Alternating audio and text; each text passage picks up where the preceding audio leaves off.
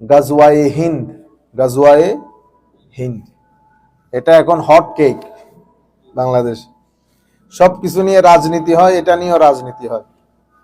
গাজওয়ায়ে হিন্দ মানি ভারতবর্ষ বিজয়ের যুদ্ধ সংক্রান্ত হাদিস। বাংলাদেশের মাহফিলে, বাংলাদেশের কোনায় কোনায় প্রত্যেক জায়গায় মাহফিল করে আমাদের উলামায়ে কেরাম প্রত্যেক দিন গাজওয়ায়ে হিন্দ করতেছে। ভারতবর্ষ জয় করে ফেলবে, হ্যাঁ, কালকে পরশু।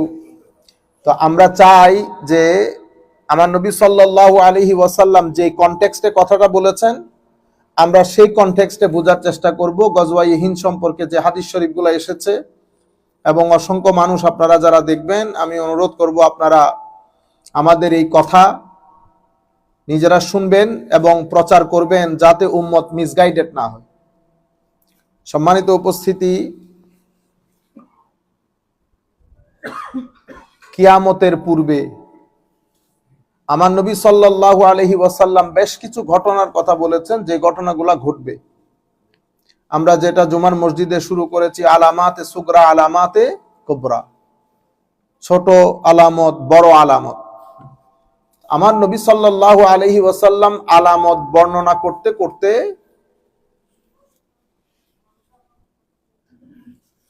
ভারতবর্ষ বিজয়ের কথাও বলেছেন। তবে এটা আজকেও না, এটা কালকেও না, এটা সময় যখন আসবে তখন হবে। তখন পৃথিবীর পট পরিবর্তন আমাদেরকে জানান দিয়ে দেবে যে এই গাজওয়ায়ে হিন্দ হওয়ার পথে, এবং এই ঘটনাগুলা ঘটবে কুরবে কিয়ামত, একেবারে কিয়ামতের আগে আগে, যখন হযরত ইমাম মাহদী আলাইহিস সালাম তশরীফ আনবেন, হযরতে ঈসা আলাইহিস সালাম তশরীফ আনবেন, বিশেষ করে হযরত ইমাম মাহদী আলাইহিস সালামের নেতৃত্বে। সেটা আগামী এক হাদিসে পাকের মধ্যে আমি বিস্তারিত আলাপ করেছি, আমি চাচ্ছি না এই জিনিসগুলো আবার রিপিট করি। আমরা ইমাম মাহদী আলাইহিস সালামের আগমন এই বিষয় সম্পর্কে বিস্তারিত আলাপ করেছি 2 পর্বে আপনাদের সিলেটেই। প্রায় আমাদের 3-4 ঘন্টার খিতাব আছে। এক খণ্ড বোধহয় সিলেটের হবিগঞ্জে করেছি, আর এক খণ্ড কুমিল্লা বরুড়া কামিল মাদ্রাসার মাঠে ওদের মাদ্রাসার সভা উপলক্ষে করেছিলাম। তো সেখানে আমার নবী সাল্লাল্লাহু আলাইহি ওয়াসাল্লাম এই সংক্রান্ত যে কথাগুলা বলেছেন, সেটা আস্তে আস্তে এখনো অনেক দেরি। সেটা 300 বছরও হইতে পারে, 500 বছরও হইতে পারে, 700-800 বছরও হইতে পারে। সিচুয়েশন তো এখনো পরিবর্তনই হয় নাই। ওয়েস্ট থেকে এখনো পর্যন্ত নেতৃত্ব, কর্তৃত্ব ইন্ডিয়ার কাছে তো যাই নাই। এখানে তো পট পরিবর্তন হবে। চীনের মধ্যে এখন চাইনা ফাইট করতেছে, ইন্ডিয়া ফাইট করতেছে to come on to the stage. এবং আপনি টেকনোলজির দিক থেকে ইন্ডিয়া ইভেন আমেরিকাকে ছাড়িয়ে গেছে ধরতে গেলে। আমেরিকা, যার কারণে তাদের ইউনিভার্সিটি গুলা তারা চাচ্ছে যে ব্রাঞ্চ অফিস গুলা ইন্ডিয়াতে খোলা হোক, আমেরিকা।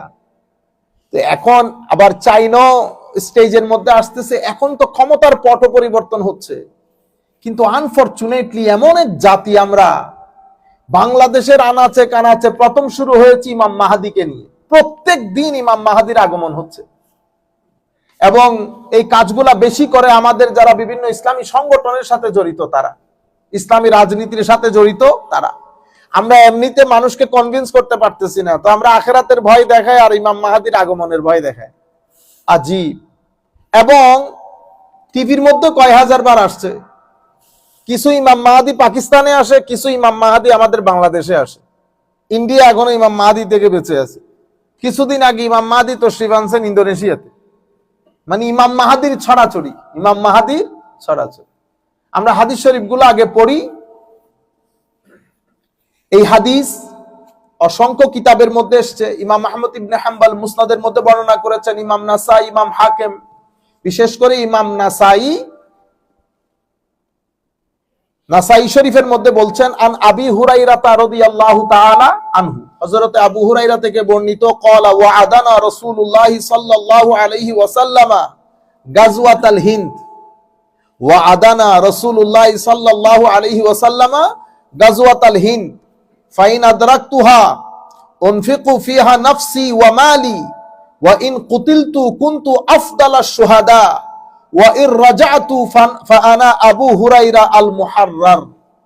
হযরতে আবু হুরায়রা রাদিয়াল্লাহু তাআলা আনহু ইরশাদ করছেন যে রাসূল করিম সাল্লাল্লাহু আলাইহি ওয়াসাল্লাম আমার সাথে প্রমিস করেছেন, ওয়াদা করেছেন, he promised that we would invade India, আমরা ইন্ডিয়াকে কি করব, আক্রমণ করব। ওয়া আদানা রাসূলুল্লাহ সাল্লাল্লাহু আলাইহি ওয়াসাল্লাম গাজওয়াতাল হিন্দ, আমরা ভারতবর্ষে যুদ্ধ পরিচালনা করব, আমার নবী আমাদেরকে ওয়াদা দিয়েছেন এবং বলেছেন, আমার হযরত আবু হুরায়রা বলছেন, আমি যদি সেই যুদ্ধ পর্যন্ত বেঁচে থাকি, উনফিকু মালি নাফসি ওয়া মালি, আমি সেই যুদ্ধের মধ্যে আমার নফস, আমার ধন সম্পদ সবকিছু লুটিয়ে দেব, সবকিছু খরচ করব। If I live to see that I will sacrifice myself and my wealth. Wa in qutiltu kuntu afdal ash-shuhada, if I am killed I will be one of the best of martyrs. আমি যদি ওই যুদ্ধে শাহাদাত বরণ করি তো আমি সবচেয়ে উত্তম শহীদ হব। ওয়া ইন কুতিলতু কুনতু আফদাল আশ-শুহাদা ওয়া ইন রাজাতু ফা আনা আবু হুরায়রা আল মুহাররার, যদি আমি ওই যুদ্ধ থেকে গাজী হয়ে জীবন্ত ফেরত আসতে পারি তো আমি আবু হুরায়রা আল মুহাররার, মানে আল্লাহ রাব্বুল আলামিন আমাকে জাহান্নাম থেকে মুক্তি দিয়ে দেবেন, জাহান্নাম থেকে মুক্তি দিয়ে দেবেন। এটা এক হাদিস। এখন এই হাদিস যে আমার নবী সাল্লাল্লাহু আলাইহি ওয়াসাল্লাম কুরবে কিয়ামতের কথা বলছেন, তাহলে আমরা নাসাই শরীফের আরেকটা হাদিস দেখি। এটা 3172 বা 73 নম্বর হাদিস, এর পরবর্তীর 3173 নম্বর হাদিস, এরপরে 3175 নম্বর হাদিস পড়ি একই কিতাব থেকে। আন সাউবান মাওলা রাসূলুল্লাহ সাল্লাল্লাহু আলাইহি ওয়াসাল্লাম قال, হযরতে সাউবান রাদিয়াল্লাহু তাআলা আনহু, যিনি আমার নবী সাল্লাল্লাহু আলাইহি ওয়াসাল্লামের কি ছিলেন, গোলাম ছিলেন। শব্দ কি ব্যবহার হয়েছে, মাওলা রাসূলুল্লাহ, মাওলা রাসূলুল্লাহ। তো এই মাওলা মানে কি মাওলা? তাইলে আমরা, আপনারা যাকে মাওলা বলেন, আমরা যাকে মাওলা বলি, যেই কারণে আপনারা হুজুরদেরকে মাওলানা বলেন। কি বলেন? মাওলানা। আপনি হুজুর গৌসুল আজমকে গৌসুল আজম বললে শিরিক হয়ে গেছে। তো হুজুর এই 3 টাকার মৌলবীরে, আমি 4 টাকার মৌলবীরে যে আপনি মাওলানা ডাকছেন, শিরিক হয় নাই? শিরিক হয় নাই। মাওলানা মানে কি? আমার মাওলা। আপনি আল্লাহরও মাওলা ডাকলেন, আমারও মাওলা ডাকলেন, তো শিরিক হয় নাই? শুধু হুজুর গৌসুল আজমকে গৌসুল আজম বললে শিরিক হয়ে গেছে। আজীব ভাই, আপনারা বুঝতে পেরেছেন? তাইলে মাওলা শব্দটা মালিক অর্থেও ব্যবহৃত হয়, মাওলা শব্দটা কৃতদাস অর্থেও ব্যবহৃত হয়। তো এখানে মাওলা রাসূলুল্লাহ, মাওলা রাসূলুল্লাহ মানে আমরা জানি হযরতে সাউবান আমার নবীর কি ছিলেন, কৃতদাস ছিলেন, গোলাম ছিলেন। তো হযরতে সাউবান বলছে, ক্বালা ক্বালা রাসূলুল্লাহ সাল্লাল্লাহু আলাইহি ওয়াসাল্লাম, আমার নবী ইরশাদ করেছেন, ইসাবাতানি মিন উম্মতি আহরাজাহুমাল্লাহু মিনান নার, there are 2 groups of my ummah, আমার উম্মতের 2 গ্রুপ যাদেরকে আমার আল্লাহ জাহান্নামের আগুন থেকে মুক্তি দান করেছেন। 2 গ্রুপ যাদেরকে জাহান্নামের আগুন থেকে মুক্তি দান করেছেন। ইসাবাতুন তাগজু আল হিন্দা, এক গ্রুপ যারা ভারতবর্ষ যুদ্ধ পরিচালনা করবে, এবং ওয়া ইসাবাতুন তাকুনু মা ঈসা ইবনে মারইয়াম আলাইহিস সালাম, আরেক গ্রুপ যারা হযরতে ঈসা আলাইহিস সালামের সাথে থাকবে। তাইলে আমার নবী কি আজকের যুদ্ধের কথা বলতেছে? না না না। সময় আসবে যখন সিন্ধ মানে পাকিস্তান, হিন্দ, ভারতবর্ষ, পুরা ভূখণ্ড ইসলাম একেবারে চিরতরে মুছে যাওয়ার অবস্থা। হযরতে মাহদী আলাইহিস সালাম তশরীফ আনবেন। হযরত মাহদী আলাইহিস সালামের সৈন্যবাহিনীর সাথে হিন্দের সৈন্যবাহিনী মিলে সিন্ধ এবং হিন্দের মধ্যে আক্রমণ করবে। সিন্ধ, এখানে আপনারা শুধু গজওয়াই হিন্দের কথা বলছেন, গজওয়াই সিন্ধের কথাও তো আছে হাদিসে পাকের মধ্যে, শুধু হিন্দের কথা নাই। আপনারা বুঝতে পেরেছেন? তো সিন্ধ মানে পাকিস্তান, যুদ্ধ উভয় জায়গায় পরিচালিত হবে এবং এই ঘটনাগুলো ঘটবে। আমি বারবার বলছি আপনাদেরকে, আল্লাহর ওয়াস্তে জাতিকে বিপদগামী করবেন না, জাতিকে আপনারা মিসগাইড করবেন না। আমার নবী যে কনটেক্সটের উপর কথাগুলো বলেছেন সেই কনটেক্সটের মধ্যে আসতে হবে। আপনারা ছেলেগুলাকে উস্কে দেবেন, ছেলেগুলা ডান বাম সামনে পেছন না বুঝে পাগলের মতো পাগলামি করে। আল্লাহ রাব্বুল আলামিন আমাদেরকে হেদায়েত দান করুক। তো আমার নবী বলছেন, ইসাবাতুন তাগজুল হিন্দা ওয়া ইসাবাতুন তাকুনু মা ঈসা ইবনে মারইয়াম আলাইহিস সালাম। তো দুই গ্রুপকে আল্লাহ জাহান্নামের আগুন থেকে মুক্তি দান করবেন। এক গ্রুপ যারা হিন্দে যুদ্ধ পরিচালনা করবে ভারতবর্ষে, আরেক গ্রুপ যারা হযরত ঈসা ইবনে মারইয়াম আলাইহিস সালামের সাথে ওখানে গিয়ে যুক্ত হবে। তাইলে আমরা হাদিসগুলা দিয়ে, কারণ হাদিসগুলো এনেছো কিয়ামতের আলামতের অধ্যায়ে, কিয়ামতের আলামত অধ্যায়ে। তাইলে এগুলা কিয়ামতের মানে কিয়ামতের সন্নিকট যখন হবে তখন এই ঘটনাটা ঘটবে। এটা এই শতাব্দীতেও না, আগামী শতাব্দীতেও না, কারণ এটা মাহল তৈরি হবে। এখন মুসলমানদের কোনো আশা ভরসা আছে? আসে না। এটা হঠাৎ করে মুজিজা হবে না, হঠাৎ করে মুজিজা হবে না। পরিস্থিতি তৈরি হবে, ইমাম মাহদী তশরিফ আনবেন, উনি সৈন্যবাহিনী তৈরি করবেন, অতঃপর যুদ্ধ পরিচালনা হবে, অতঃপর সবকিছু আবার মুসলমানদের কর্তলগত হবে। এটা আমার নবী সাল্লাল্লাহু আলাইহি ওয়াসাল্লাম কিয়ামতের পূর্বের বর্ণনা দিচ্ছেন। আরো আরেকটা দুইটা হাদিস শরীফ আমরা শুনি। হাদাসানি খালিলি আস-সাদিকুল মাসদুক রাসূলুল্লাহ সাল্লাল্লাহু আলাইহি ওয়াসাল্লাম আন্নাহু ক্বাল আন আবি হুরায়রা রাদিয়াল্লাহু তাআলা আনহু ক্বাল ইয়াকুনু ফি হাযিহিল উম্মাহ বা'সুন ইলা সিন্দ ওয়াল হিন্দ, ইলা সিন্দ ওয়াল হিন্দ ফাইন আনা আদরাকতুহু ফাস্তুশহিদতু ফাযাক ওয়া ইন আনা ফাযাকারা কালিমাতান রাজা'তু আনা আবু হুরায়রা আল মুহাররার। একই ঘটনা। হযরতে আবু হুরায়রা বলছেন, আমার প্রাণ প্রিয়, আমার প্রাণ প্রিয়, প্রাণ সখা আমার নবী মুহাম্মদুর রাসূলুল্লাহ সাল্লাল্লাহু আলাইহি ওয়াসাল্লাম ইরশাদ করেছেন যে ইয়াকুনু ফি হাযিহিল উম্মাহ বা'সুন, এই উম্মত যুদ্ধ পরিচালনা করবে, ইলা সিন্দ ওয়াল হিন্দ, ভারতবর্ষ এবং সিন্ধু প্রদেশ অর্থাৎ পাকিস্তান, এই পুরা হিত্তার মধ্যে, আল্লাহর এই জমিনের মধ্যে আল্লাহর নাম আস্তে আস্তে মুছে যাবে। আবার নতুন করে এই জাতির মধ্যে গণজাগরণ তৈরি হবে ইমাম মাহদী আলাইহিস ইসলামের কর্মকাণ্ডে এবং নেতৃত্বে। তো ইয়াকুনু ফি হাযিহিল উম্মাহ বা'সুন ইলা সিন্দ ওয়াল হিন্দ, সিন্ধ এবং হিন্দ, সিন্ধু প্রদেশ পাকিস্তান এবং হিন্দের মধ্যে, ভারতবর্ষের মধ্যে আমার উম্মত আক্রমণ করবে। তখন আবু হুরায়রা বলছে, যদি আমি পাইতাম, আমি শাহাদাত বরণ করতাম, যদি ফেরত আসতাম, তাহলে আনা আবু হুরায়রা আল মুহাররার, আল্লাহ আমাকে জাহান্নামের আগুন থেকে মুক্তি দান করতেন। তাহলে আমরা এই তিনটা হাদিস আপাতত করেছে, তিন হাদিসের মধ্যে আমরা কনক্লুশনে যদি যাই, তো এখানে আমার নবী সাল্লাল্লাহু আলাইহি ওয়াসাল্লাম কিয়ামতের পূর্বক্ষণের বর্ণনা, কিয়ামতের পূর্বক্ষণের বর্ণনা দিচ্ছেন। সেটা আমাদের ইমাম মাহদী আলাইহিস ইসলামের আগমন, আমার নবীর সমস্ত হাদিসগুলো যদি আমরা সামনে রাখি, এটা আগামী 400-500 বছরের আগে নয়, অনেক লম্বা সময়, বুঝতে পেরেছেন। এর পরবর্তীতে আন আবি হুরায়রা রাদিয়াল্লাহু তাআলা আনহু قال قال رسول الله صلى الله عليه وسلم وذكر الهند يغزو الهند منكم جيش يفتح الله عليهم حتى يأتوا بملوكهم مغللين بالسلاسل يغفر الله ذنوبهم। সুবহানাল্লাহ।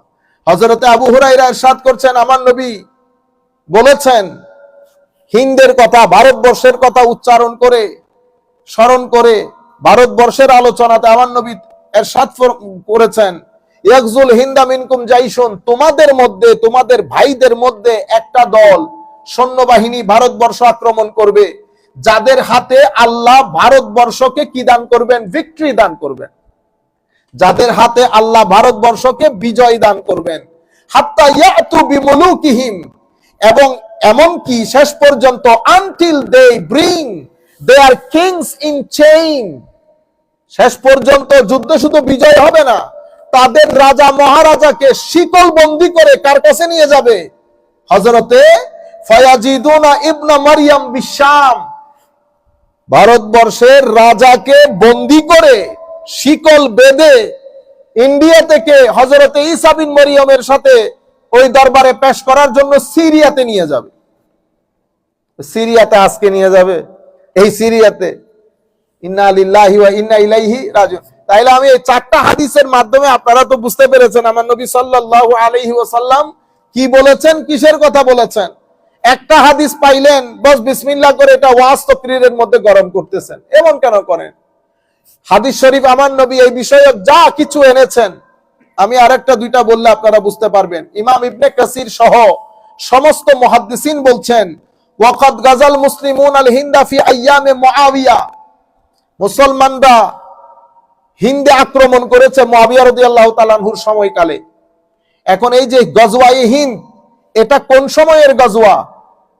এটা কি হযরতে মুআবিয়া রাদিয়াল্লাহু তাআলা আনহুর সময়কাল, নাকি সুলতান মাহমুদ গজনবীর সময়কালের কথা বলেছেন? সমস্ত মুহাদ্দিসিন বলেছেন না, এটা সুলতান মাহমুদ গজনবীর সময়কালের ওই গজওয়াও না, হযরতে মুআবিয়া রাদিয়াল্লাহু তাআলা আনহুর সময়কালের গজওয়াও না, বরং এই গজওয়া, এই যুদ্ধ সংগঠিত হবে একেবারে কিয়ামতের আগে আগে করে, কিয়ামতের আগে আগে করে। ইমাম ইবনে কাসির ওনার আল বিদায়া ওয়ান নিহায়ার মধ্যে এবং অন্যান্য মুহাদ্দিসিনে কেরামও প্রায় একই কথাই বলেছেন। কারণ তখন পৃথিবীতে একটা বিশ্বযুদ্ধ লাগবে। সেই বিশ্বযুদ্ধে মুসলমানদের পক্ষ থেকে নেতৃত্ব দিবেন ইমাম মাহদী আলাইহিস সালাতু ওয়াস সালাম, এবং যুদ্ধের মধ্যে পানির জাহাজ যেগুলোর কথা বলা হয়েছে সেগুলোতে একটা মুসলিম দেশের মধ্যেও নাই। আমার নবী কোনো কথা রেখে যান নাই। এই জন্য বলে লাইলুহা কানাহারিহা, আমার নবীর দিনের মধ্যে রাতের কোনো অন্ধকার নাই, সবকিছু একেবারে ফকফকা আলো, ফকফকা আলো। আমার নবী কোনো অন্ধকার রেখে যান নাই। তাহলে মুসলমানরা ওই যুদ্ধ জাহাজ আবিষ্কার করে বানাইতে ফাইন্যান্সিয়াল এবিলিটি আরো শত শত বছর দরকার।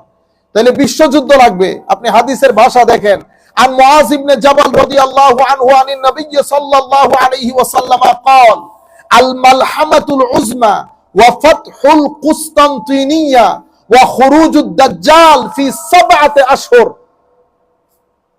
বিশ্বযুদ্ধ আল মালহামাতুল উজমা, দ্য গ্রেট মালহামা, যেটাকে আমরা ওয়ার্ল্ড ওয়ার বলি। তো এটা পৃথিবী একটা বিশ্বযুদ্ধের মধ্যে নিপতিত হবে। একদিকে কুফর পুরা দুনিয়া, আরেকদিকে মুসলমান ইমাম মাহদী আলাইহিস ইসলামের নেতৃত্বে।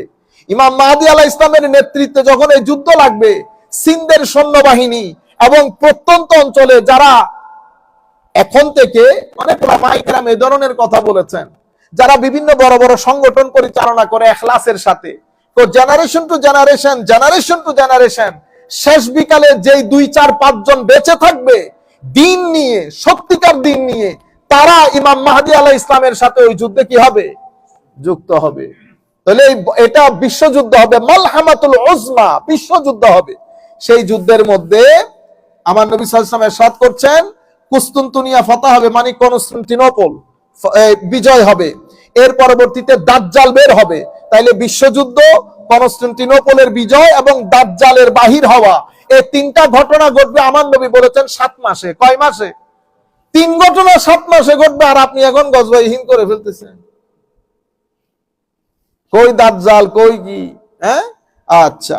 এরপরে আমার নবী সাল্লাল্লাহু আলাইহি ওয়াসাল্লাম আরো তখন পরিস্থিতি কোথায় গিয়ে দাঁড়াবে আপনি আপনার অবস্থান খেয়াল করেন। এখন আন ইবনে উমর রাদিয়াল্লাহু তাআলা আনহু আন্না রাসূলুল্লাহ সাল্লাল্লাহু আলাইহি ওয়াসাল্লাম قال তুকাতিলুকুমুল ইয়াহুদ ফাতুসাল্লাতুন আলাইহিম হাত্তা ইয়াকুলাল হাজারু ইয়া মুসলিমু হাযা ইয়াহুদিয়্যুন ওয়ারাই ফাকতুলহু।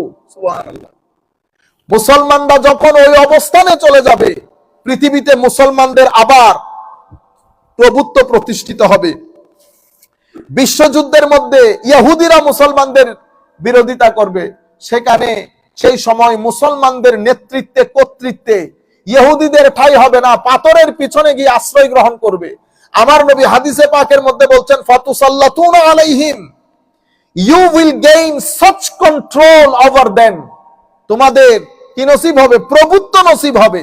এমন কন্ট্রোল হবে, তারা যদি পাথরের পেছনে লুকিয়ে থাকে, পাথর বলবে ইয়া মুসলিম, হে মুসলমান আসো, ইহুদি আমার পিছনে আছে, ফাকতুলহু, তাকে হত্যা করো।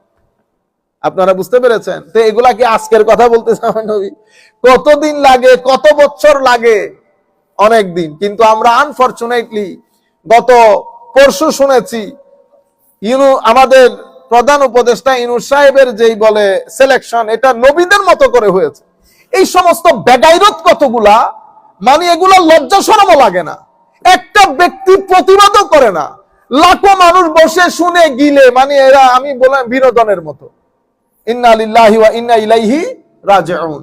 আমি এইবার আমাদের ডক্টর এনায়েতুল্লাহ আব্বাসী সাহেবের আমরা ফুললি এন্ডোর্স করি এবং হুজুরের এই কাজটাকে আমরা অ্যাপ্রিসিয়েট করি। এভাবেই হওয়া উচিত। উনি তওবার জন্য উদাত্ত আহ্বান জানিয়েছেন, কারণ এটা তো কুফরি কথা বলেছেন। আমরা তো আর ওই ফতোয়া দিতে পারবো না, আমরা কোনো মুফতি টুফতি না। কিন্তু আমার খুব ভালো লেগেছে, উনি তওবার জন্য আহ্বান জানিয়েছেন, 3 দিন সময় দিয়েছেন। আপনারা এগুলা কেন বলেন? কিসের নবী? আমার নবী আখেরি নবী। আমার নবীর মতো করে আপনারা এই দিয়ে কথাগুলা বলে ভিজা ভিজা আস্তে আস্তে করে, আপনারা বুঝতে পেরেছেন, খলত মলত করে ফেলতেছেন সবকিছু। আল্লাহ রাব্বুল আলামিন আমাদের হামি ও নাসির হোক। মনে রাখবেন, সমস্ত উগ্রতা, সেটা সেকুলার উগ্রতা হোক অথবা ধর্মীয় উগ্রতা হোক, কোন উগ্রতা কোন জাতির জন্য মঙ্গল বয়ে আনে না।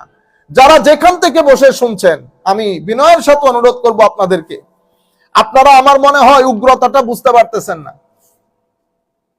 উগ্রতা আমাদের সমাজের জন্য সেভাবে ধ্বংসের, যেভাবে শরীরের জন্য ক্যান্সার ধ্বংসের। আপনারা এখন সেটা বুঝতে পারতেছেন না, 3 দিন পরে বুঝতে পারবেন। সুতরাং অনুরোধ করব, কোন উগ্রতা যেন আমাদের রাষ্ট্রে বা পৃথিবীর কোন জায়গায় জায়গা না পায়।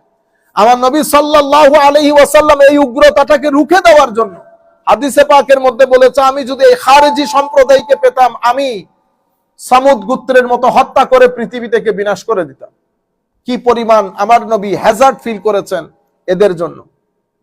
এই সমস্ত এই উগ্রবাদী যাদেরকে ধর্মের মধ্যে খারেজি বলে, ইনাদের নাম কি ছিল জানেন? আমি আপনাদের দৃষ্টি আকর্ষণ করি।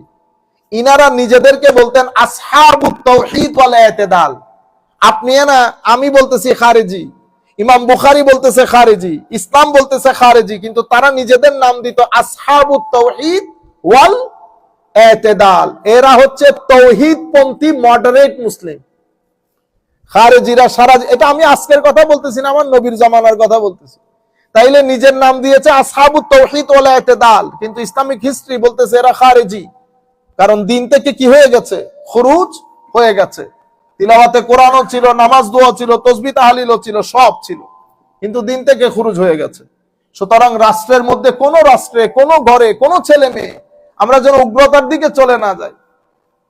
এক আজীব, রক্তের প্রয়োজন হলে রক্ত দিয়ে দেব, রক্ত দিতে কেউ বলে না। ফজরের নামাজ আইসা জামাতে পড়েন, আগে ফজরের নামাজ জামাতে পড়েন, দেখি পারেন কিনা, দেখি 1 সপ্তাহ মিথ্যা না বলে পারেন কিনা, দেখি ধৈর্য ধারণ করতে পারেন কিনা, দেখি নিজের টাকা পয়সা থেকে পরিবার পরিজন আত্মীয় স্বজনকে সহযোগিতা করতে পারেন কিনা, দেখি মানুষের সাথে সৎ কথা বলতে পারেন কিনা, দেখি আমানত রক্ষা করতে পারেন কিনা। আমানতের খেয়ানত, অভদ্র আচরণ, অহংকার, হিংসা, মানুষকে সহযোগিতা, রক্ত লাগলে রক্ত দেব, হুসাইনি সৈনিকরা রাস্তায় আছে। হুসাইনি সৈনিক? ও আপনি ইমাম হুসাইনকে চিনেন রাদিয়াল্লাহু তাআলা আনহু। এগুলা হচ্ছে আমরা আপনাদেরকে বলে বলে কি করি, একটু উস্কাই দেই, দিয়ে আমি বাসার মধ্যে গিয়ে চিকেন ফ্রাই খাইয়া শুয়ে পড়ি। আপনারা বুঝতে পেরেছেন? যাই হোক, আমি যেটা চাচ্ছিলাম, গজওয়ায়ে হিন্দ সম্পর্কে আমার নবী যে কথাগুলা বলেছেন, সেটার একটা কনটেক্সচুয়াল পিকচার সহ আপনাদেরকে 4-5টা হাদিস ঘুরে ফিরে যেগুলোর মধ্যে গজওয়ায়ে হিন্দের কথা এসেছে, আমি সেই কথাগুলো আপনাদের সম্মুখে তুলে ধরলাম। নাসাই শরীফের মধ্যে, তিরমিজি শরীফের মধ্যে, ইমাম আহমদ ইবনে হাম্বল উনার মুসনাদের মধ্যে, ইমাম হাকিম মুস্তাদরাকের মধ্যে যেভাবে বলেছেন, আমি আপনাদের সম্মুখে এবং আরো আমাদের জাতির সম্মুখে কথাগুলো তুলে ধরলাম। আশা করব আপনারা এটা মানুষের মধ্যে প্রচার করবেন, মানুষকে সচেতন করবেন, কেউ যেন কাউকে এই সমস্ত কথাবার্তা বলে ধোঁকা দিতে না পারে।